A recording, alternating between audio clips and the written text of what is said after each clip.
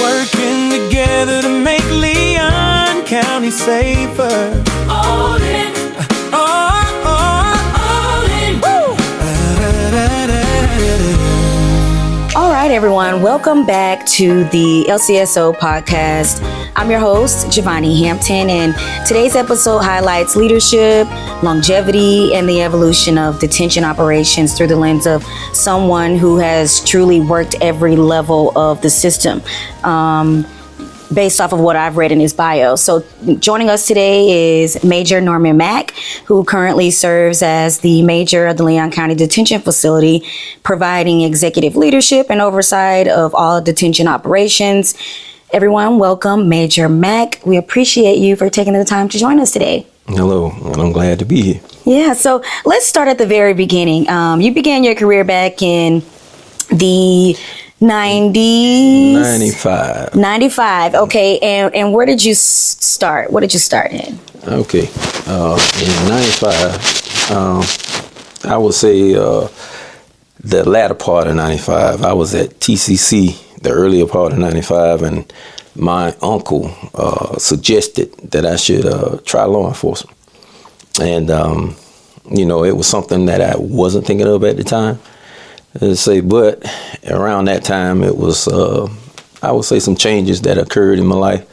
The getting married, I even confessed Christ that year. Nice. So it was all a combination of different situations that happened, and I ended up being sent to school at Jefferson County Sheriff's Office in 95. As a matter of fact, it was me and my younger brother that we both started in Jefferson in 95. So at Jefferson, and I was just explaining to Major Mack that on maybe not the next episode, but eventually I would love to get him and his brother both in here together, because technically you all have worked sort of side by side.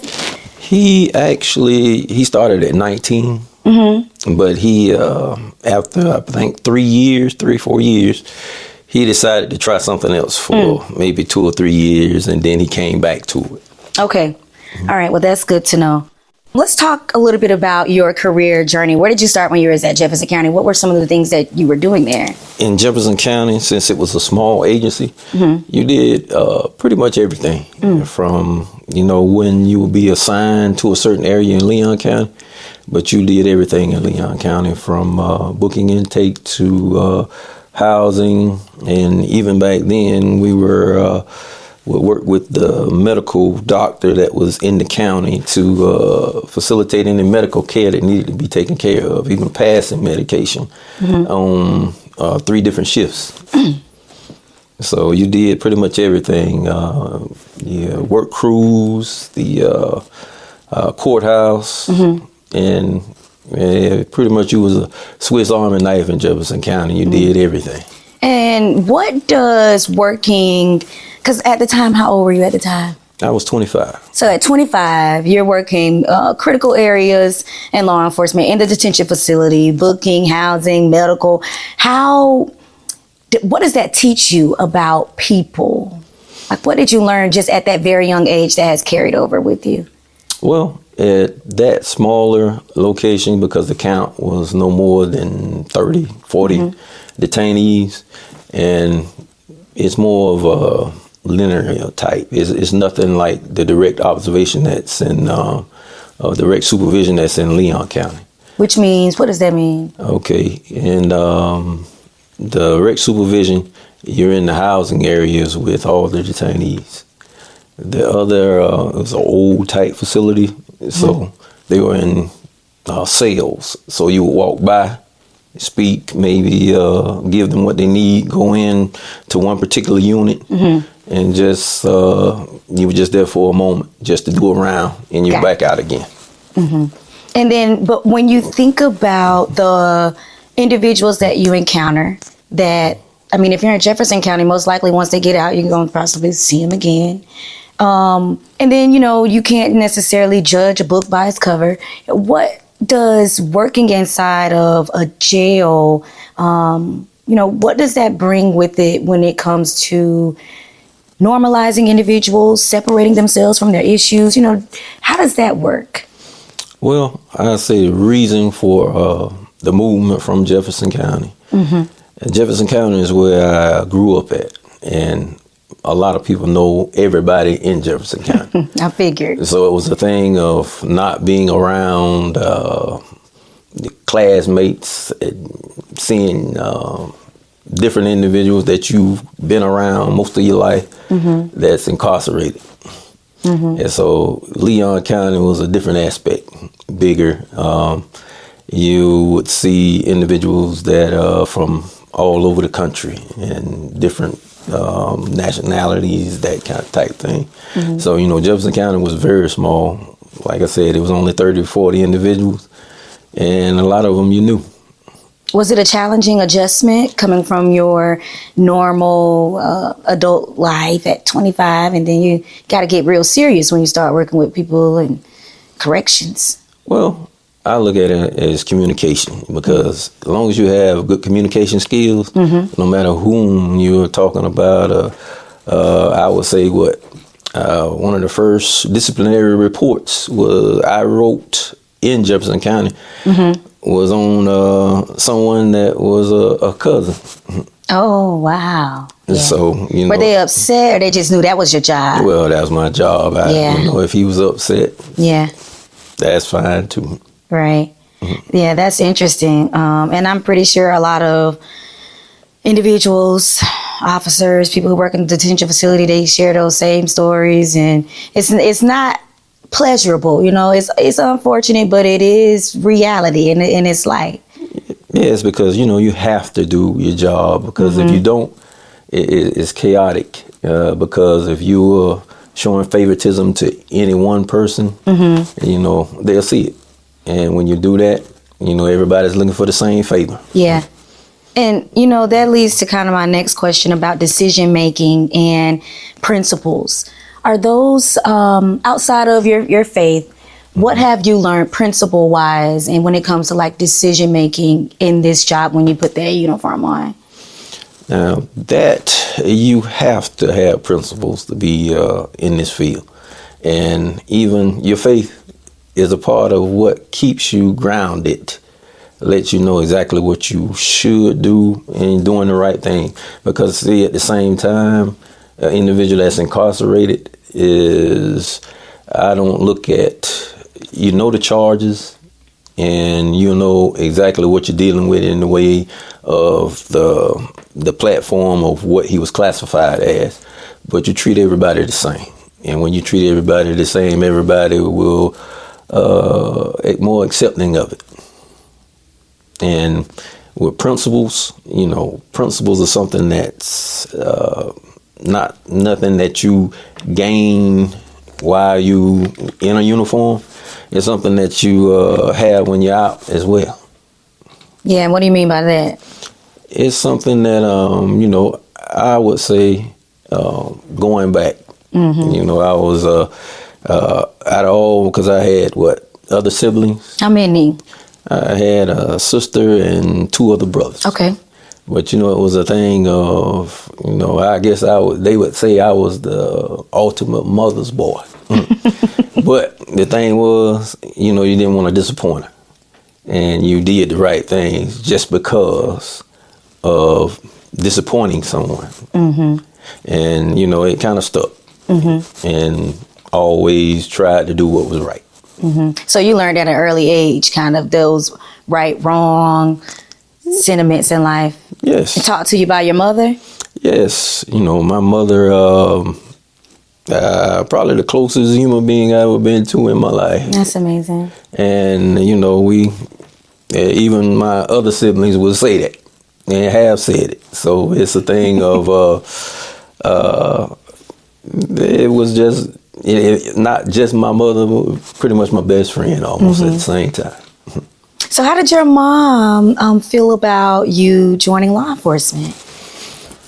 Yeah, it was a different, something she didn't see me as, but she said, why not?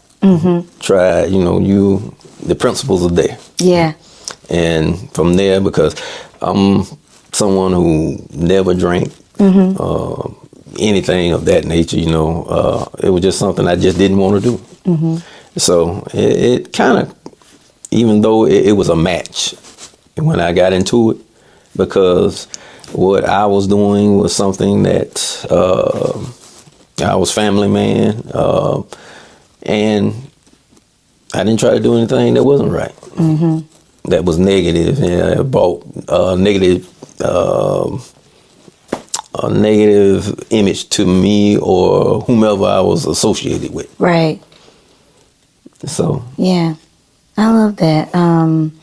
Character building, and you and a couple of other individuals who I interviewed, they also just spoke about how their mother poured into them, or their father, or someone that they looked up to at a very early age, that kind of helped guide them to still being the person who they are today. So you share that sentiment with a lot of folks at the Leon County Sheriff's Office, which is probably why there is great leadership here. But a little bit more about after you left Jefferson County. What took place after that? Now, when I left Jefferson County, I had my daughter was born by then in '96. And so it was, I was doing transports coming over to Leon County, going to other counties. And I saw some individuals that pretty much recruited me while I was coming through. And they asked me, why don't you come over? And I looked at what was going on, and I gave it a try.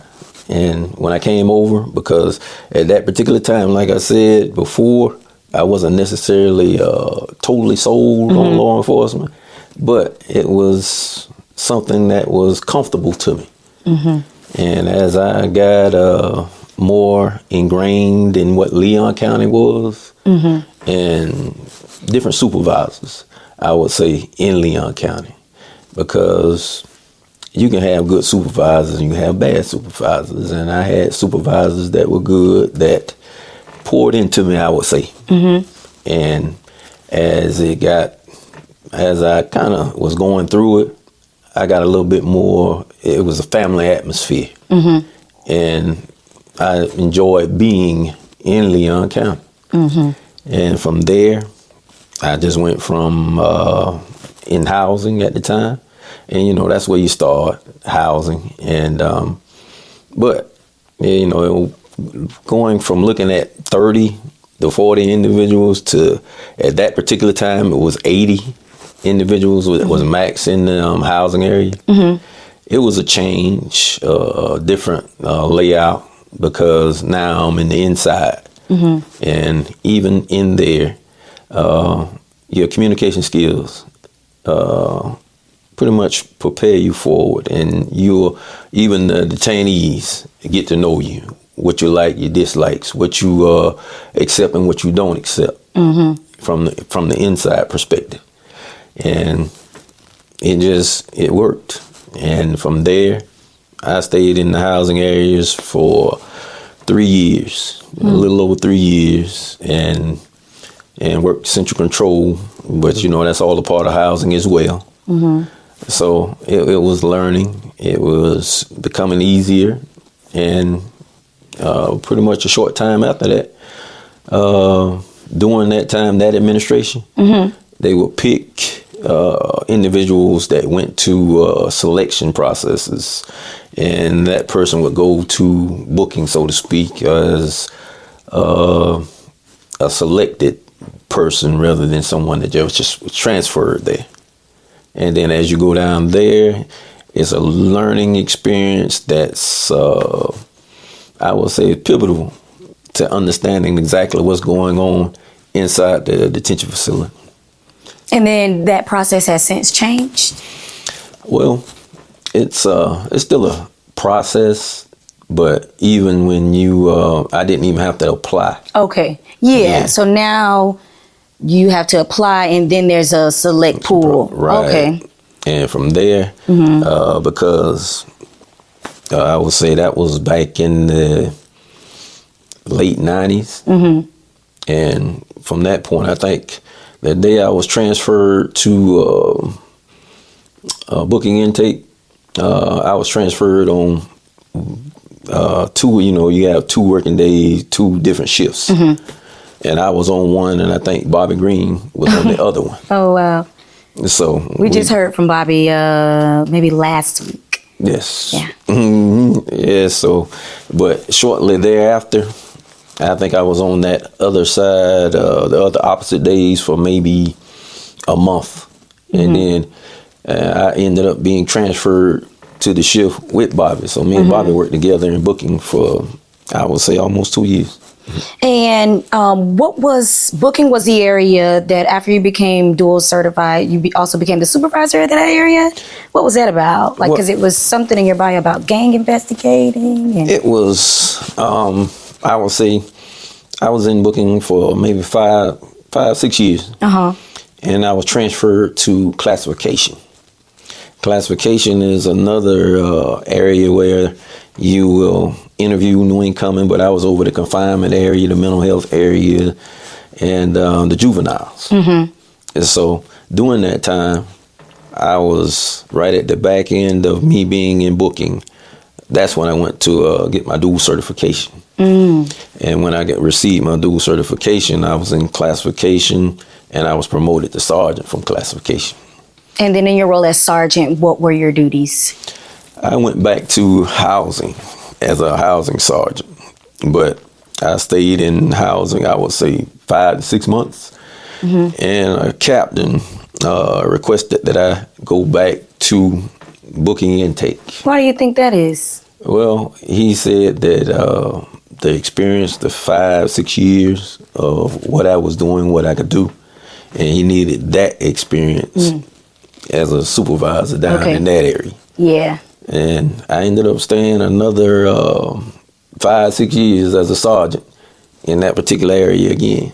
How would you describe to someone who may be on their way to becoming a supervisor of booking, or they have a goal to become the sergeant in housing? What makes a good leader in those areas? Well, what's respected is someone that actually has been through that experience and can speak the language, I would say. Because, excuse me, you have individuals that go to those areas but learning it all. Because I was even down there, if they needed an acting sergeant as an officer, I was selected as being that individual that could sign off on releases, because you need 2 individuals to sign off to approve a release before it's actually the person is released from detention. And it was more of the individuals that I came in contact with at that time were the Lieutenant Davises, the Captain Davis, and they it's more pour into you, let you know, and the trainings, and that's when I went to the gang training. And during that gang training, myself and 2 other sergeants went to be gang trained. Well, doing that, we started gaining information. I was individuals coming in the door was looking at tattoos and that type thing, just to see exactly what gang affiliation they may be involved in, if they were involved in gangs. And we would do reports on them. And by the time the following year, myself and the other 2 sergeants that were involved in the gang training, we got the new incoming award for the gang initiation. Well, not initiation, but we was the first that year. We pulled in so many different individuals and information that we received an award for that first year. Wow, that's awesome. So it's whatever you do, you give your best to that, and it'll pay off on the back end. What took place after you going back to the booking area? From the booking area, like I said, I stayed another 5-6 years. And then I ended up going to the work camp at the time. I was transferred out to the work camp, and I was checking on crews. At that time, we had like talk to the people who may not be familiar. Who gets sent to work camps? Now that's And did your supervisor tell you to go, or you had to apply? Like, how does that work? No, it was pretty much another. So you was pretty much picked. Okay. Because there's only one sergeant that was at the work camp at the time, and from there, what's out there, you have your daytimers, and it was, I would say, 40 to 50 individuals that were assigned. A lot of people that were still had jobs, so students that had been in trouble, and they kind of like a diversionary program. Got it. And from there, they would turn themselves in the morning, and we would work them throughout the day. I had a crew of 10 officers that would work and have them assigned to different groups. And they would go to all areas of the county and just help assist with the public works, the city, parks and rec. And it was, we just pretty much kept up with the man hours. Yeah, I was getting ready to say, that sounds like, you're responsible for making sure that things get done and no job gets left behind, the scheduling, all of those things. It was beneficial on both fronts because with the inmate detainee work, they were doing labor when the public works was short, or one of the city was short. And it was beneficial for the city because they didn't have to pay for insurance and the other things that involved with a regular employee. So everybody was benefiting, and I stayed out there like 2.5 years. Wow. So at that time, you said 10? How many years? About 2? At the work camp? Yeah. Like 2.5. 2, okay. And fast forward, you left the work camp, you're coming back. In support services. In support services. Now, that's a lot of different moving parts. Yes. Now, support services at that time it was the COVID pandemic kind of slowed visitation down, and it's really not back to where it was. When I was in support services, we had like close to now we take in like 800 visitors a week. Now, at that time, it was like 1,500 a week. And we were working not only Monday through Friday, but also on the weekends. So it was a thing of not only having that, you had the locksmith, you had the warehouse, you had the laundry, the kitchen, environmental, and even programs was under that support services section at that time. What was COVID era like?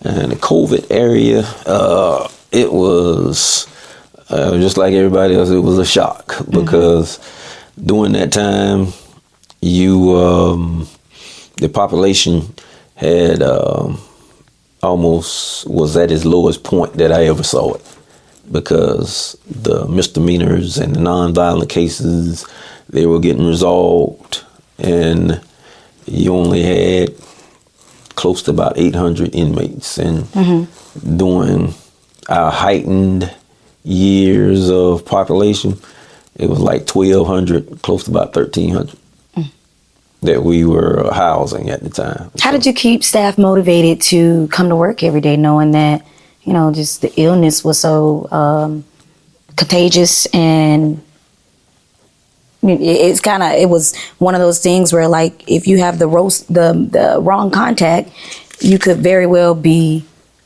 a patient yourself. Well, it was it was learning from what the situation was that was happening worldwide. But we if you pretty much got to show that if you're willing to do it. I would never send any subordinate into something that I wouldn't do myself, or I haven't done. Because, it's more of a respect of he actually cares for the person that I am, rather than just because I'm an employee. Yeah. So it was coming in and doing the same thing they were doing, and going in the same areas they were going in, and doing the same job. What had to change for you mentally when you left detention and you moved over to the judicial side of things? Judicial was a switch because I had been on the criminal side. Right. My whole career. Yeah. Now, when I went to judicial, because I think I had a little bit more than most would have in the way of, because I had been dealing with the clerk's office for so many years in booking intake. So it was conversations and personnel that I already knew. That's great. And even in classification, because of some of the judges' assistants, and that I already knew some of them, and they knew me. Now, when I got there, the biggest change was the civil part of it, because what happens, you work more closely with the clerk's office, because you have to get ex partes, the evictions, and it's a whole lot more involved than just criminal, because you're doing things on the outside that you wouldn't see on the inside. The most you would ever see is something that was the judge recommitted, or you seen child support. Right. But that was as far as you went with civil cases.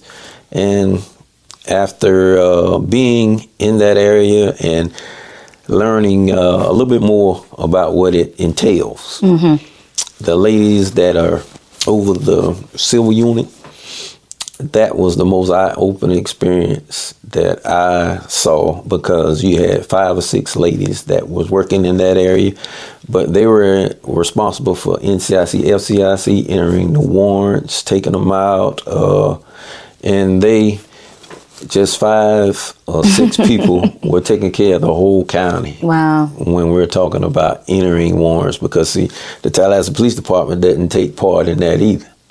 It's all, and they do it, and pretty much they have to make sure everything is entered correctly. Yeah. So it's a checking and double checking that occurs, and it's a requirement. Yeah. And so they, that was the most. Now, the rest of the guys, excuse me, like in warrants, they do a lot as well. Excuse me. And the bailiffs, they have a lot that they do.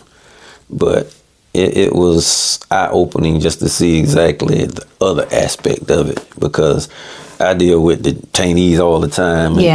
And even the public, because everyone that has a loved one incarcerated, they have issues, and then I have to speak to them. I've been doing it since I was in classification. So communicating with any citizen is something I've been doing for, I would say, close to almost 30 years. Wow. And ladies and gentlemen, we say all of that to say now Major Mack is overseeing the entire Leon County Detention Facility, and all of his life experiences and what he just spoke about. The move to judicial services was very recently, just 2 years ago, 2024. Now, this oversight, like the eagle of the detention facility. As we wrap up, I just want you to think about this new position that you're in, and what is kind of the number one priority that you think about, you go to sleep thinking about, you wake up thinking about it, now that you are the major of the Leon County Detention Facility. And this is, from my understanding, the first where they've chosen a title as major and allowed for that individual ranking to oversee the detention facility. So it's kind of like you're in a place to set the tone for the future. Well, I look at it as, I always try to take care of people, and, inside or in uniform, everybody's somebody. And if you treat someone with respect, a lot of times you get it in return. And, as I went through different rank structures. I would say this one is more of making sure everybody gets the understanding, because see, that's what you have to get. If you get an understanding of what is happening and what it affects, because it's like a city within a city. Yeah. And as long as you not making a decision that will cause another section any issues, and you keep everything, it's just like a wheel that you've got to keep moving in the right direction, and getting everybody to work together, because once you get individuals that understand and build their knowledge, then it won't be hard to replace me. Yeah. Well, thank you so much for joining us on the podcast. Now, there is something that I do like to throw in there at the very end. It's a surprise. What's it? What it's called, it's the LCSO speed round. So what happens? I ask you a question and you respond quickly. Not multiple answers. Sometimes it's okay if there are multiple answers, but the goal is to kind of just first thought what comes to mind. Yeah, are you good with that? I'm good. Okay, great. We're going to get that started. Number 1. You ready? Biggest lesson from your 2 years in judicial.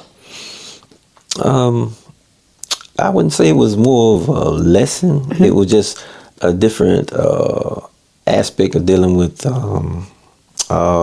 county commissioners and the ones that are other entities in the courthouse. Great. Favorite unit? The civil unit. What keeps you motivated? Just to get people. People keep me motivated. Advice to new hires? Get the most you can out of it. One word to describe a correctional officer? Integrity. Booking or transport? Booking. Housing or support services? Housing. Nice. All right. Well, that concludes our speed round. Thank you so much, Major Mack, for joining us. And the next time we hear from you, we will be bringing on your brother. Drum roll. All right. Thank you, everyone. Have a good one. Working together to make Leon County safer. Oh,